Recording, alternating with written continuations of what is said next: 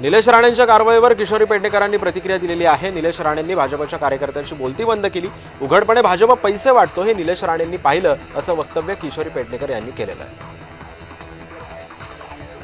तिजोरीतून चोरी करणाऱ्यांना भाजप आमदार खासदार केलं अशी टीका सुजात आंबेडकर यांनी केलेली आहे। तुळजाभवानीच्या तीर्थक्षेत्राचा अद्याप विकास झालेलाच नाहीये असं वक्तव्य सुद्धा सुजात आंबेडकरांनी केलं।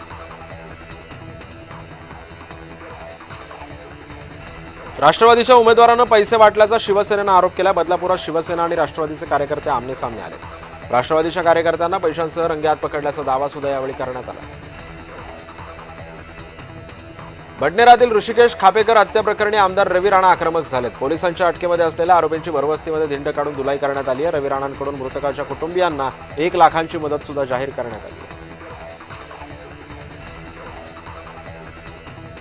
पुण्यातील कात्रज बोगद्यामध्ये कारचा भीषण अपघात झालाय। अपघातामध्ये कार चालक गंभीररीत्या जखमी झालाय। सुदैवानं कोणतीही जीवितहानी झालेली नाहीये। कारचा ब्रेक फेल झाल्यानं अपघात झाल्याची माहिती समोर येते आहे। मुंबईतील वायू प्रदूषण समस्येबाबत मिलिंद देवरा यांनी आयुक्तांना पत्र लिहिलंय। हवेची गुणवत्ता सुधारेपर्यंत बांधकामांवर तात्पुरत्या स्थगितीची मागणी करण्यात आली आहे। सर्व खोदकाम थांबवण्याची सुद्धा पत्रातून विनंती करण्यात आली आहे।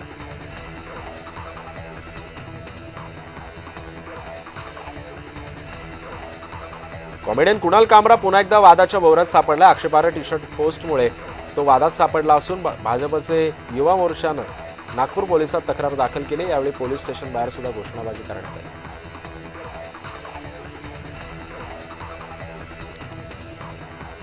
जळगावमध्ये ग्रामस्थांकडून 4 जणांना चोप देण्यात आला। नकली नोटांची तस्करी आणि चोरीचा संशय असल्याच्या प्रकरणी चोप देण्यात आला। संशयित 4 जण मध्य प्रदेशातील असल्याची माहिती आहे। कोल्हापुरात जिल्हा परिषदेच्या शिक्षकांनी बोगस दिव्यांग प्रमाणपत्र घेतल्याचं प्रकरण उघडकीस आलं। या प्रकरणी फौजदारी कारवाई करण्याची मागणी ठाकरे गटाने केलेली आहे।